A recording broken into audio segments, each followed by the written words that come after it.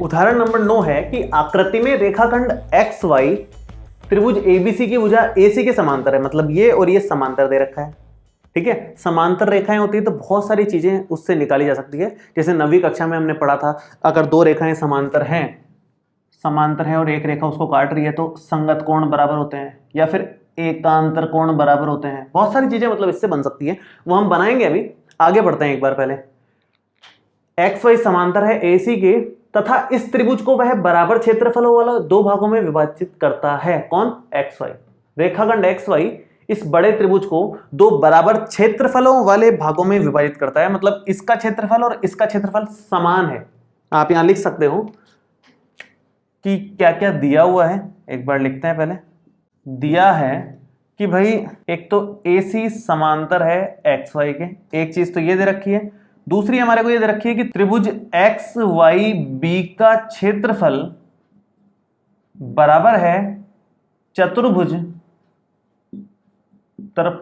ACYX के, ACYX का क्षेत्रफल, मतलब दोनों के क्षेत्रफल बराबर है। इसका क्षेत्रफल इसका क्षेत्रफल बराबर है, तो ये दोनों अगर बराबर है तो ये ABC के क्षेत्रफल का आधा ये हो गया, आधा ये हो गया, दोनों बराबर ही है ना। आधा प्लस आधा मिलकर के पूरा एक हो जाएगा। तो आप कह सकते हो अतः त्रिभुज XYB का क्षेत्रफल बराबर है हाफ ऑफ ट्रायंगल ABC का क्षेत्रफल। त्रिभुज ABC के क्षेत्रफल का आधा है कौन सा? ये और ये दोनों ही। हमें फिलहाल इससे मतलब है, हमारे एक काम आएगा आगे, इसलिए मैं ये लिख रहा हूं क्योंकि त्रिभुज का ही चल रहा है सारा का सारा काम, तो त्रिभुज वाला ही हमारे काम का है। इसको समीकरण नंबर 1 ले लो आप। बहुत सिंपल सा है कि इसका क्षेत्रफल पूरे वाले का आधा है, क्योंकि ये और ये बराबर है। जैसे पूरे वाले का 10 है तो 5 इसका 5 इसका, तो पूरे का आधा हो गया ना ये, उस तरह से। आगे देखो इसने क्या बोला है, हमें बोला है कि AX बटे AB ज्ञात करो। AX बटे AB हमारे को यहां निकालना है। AX बटे AB का मतलब हो गया एक तो ये AX और ये पूरा AB, ये पूरा।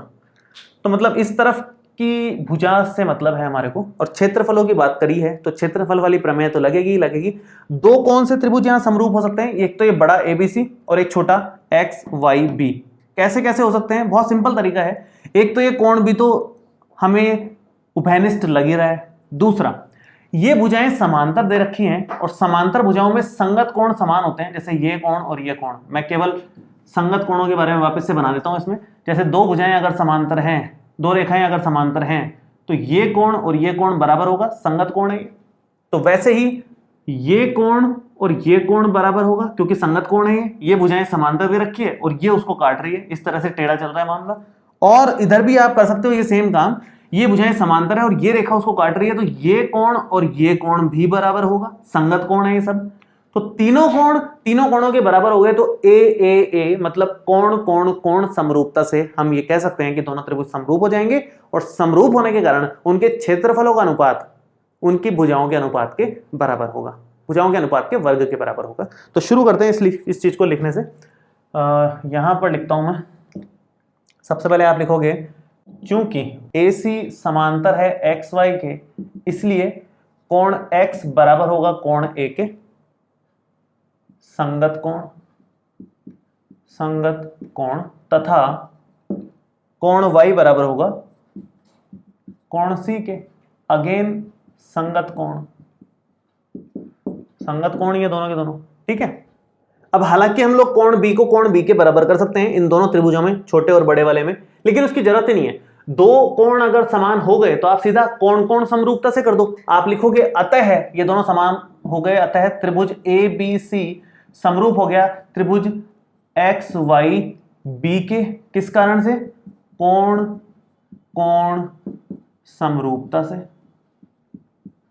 और अगर ये समरूप हैं तो आप कह सकते हो क्षेत्रफल वाले प्रमेय से कि त्रिभुज XYB का क्षेत्रफल बटे त्रिभुज ABC का क्षेत्रफल बराबर आएगा। किसके बराबर आएगा? देखो XYB का क्षेत्रफल और ABC का क्षेत्रफल उनकी भुजाओं के अनुपात के वर्ग के बराबर आएगा। भुजाओं का अनुपात ले लो फिर उसका वर्ग कर लेंगे।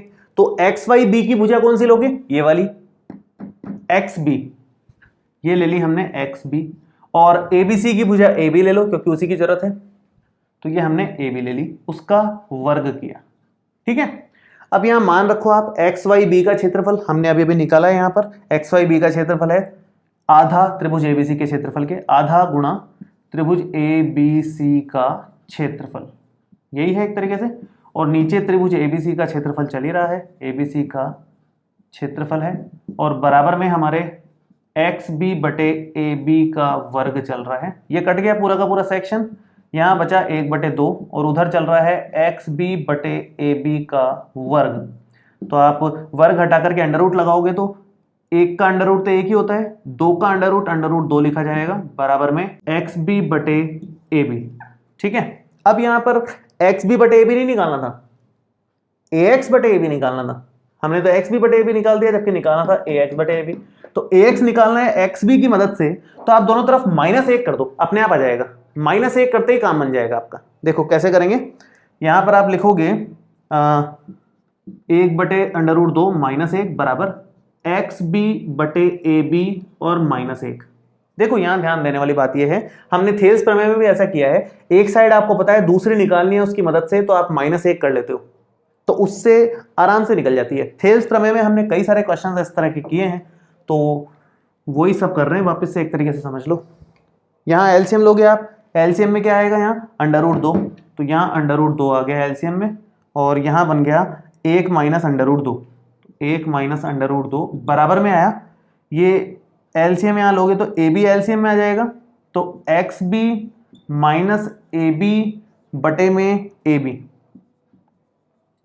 ठीक है, XB में से AB माइनस हो सकती है क्या, XB तो बड़ी है, AB छोटी है, माइनस नहीं हो सकती, तो माइनस कॉमन लेना पड़ेगा। यहां से उल्टा हो रहा है क्योंकि माइनस यहां से भी कॉमन लो इसके हिसाब से, तो माइनस यहां से कॉमन लिया तो √2 में से 1 जाएगा और नीचे √2 बचेगा। इधर से माइनस कॉमन लोगे तो यहां से AB माइनस XB हो जाएगा, माइनस कॉमन लेते उल्टा हो जाता है, या कह लो कि साइन चेंज हो जाते हैं। साइन चेंज मतलब जैसे ये XB प्लस का था यहाँ माइनस का हो गया, AB माइनस का था यहाँ प्लस का हो गया, माइनस कॉमन लेने से साइन बदल जाते हैं, प्लस से माइनस, माइनस से प्लस, और ये माइनस से माइनस कट भी गया।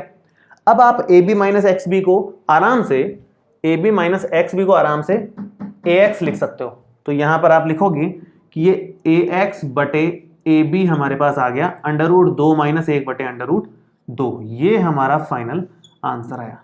अब मोस्टली क्या होता है कि हम लोग अंडर रूट को डिवाइड में नहीं रखते हैं, डिवाइड में अंडर रूट से फ्री रखते हैं हम लोग, तो डिवाइड से अंडर रूट हटाने का क्या तरीका है, परिमेयकरण कर लो, ज्यादा से ज्यादा इतना कर सकते हो, बाकी आंसर तो आ चुका है। फिर भी कुछ बुक्स में इस तरह से किया रहता है कि नीचे अंडर रूट नहीं रखते हैं, तो नीचे अंडर रूट नहीं रखो तो क्या बनेगा, AX बटे AB बराबर हमें दे रखा है √2 माइनस 1 बटे √2, और आप बस इतना कर लो कि √2 से ऊपर नीचे मल्टीप्लाई कर लो, √2 यहाँ, √2 यहाँ पर, परिमेयकरण हो जाएगा इसका। तो ये हो जाएगा √2 जब √2 से गुणा होगा तो √2 का स्क्वायर हो जाएगा, माइनस में जब 1 से गुणा होगा तो √2 रह जाएगा, नीचे 2 बार √2 है तो इसका भी स्क्वायर लिखोगे, स्क्वायर से अंडर रूट कट जाता है तो ये 2 माइनस √2 हो गया, और नीचे सिंपल 2 हो गया, स्क्वायर से अंडर रूट फिर से कट गया। तो ये हमारा फाइनल आंसर है, चाहो तो ये लिख दो, चाहो तो ये लिख दो, दोनों एक ही बातें हैं, कोई दिक्कत नहीं है।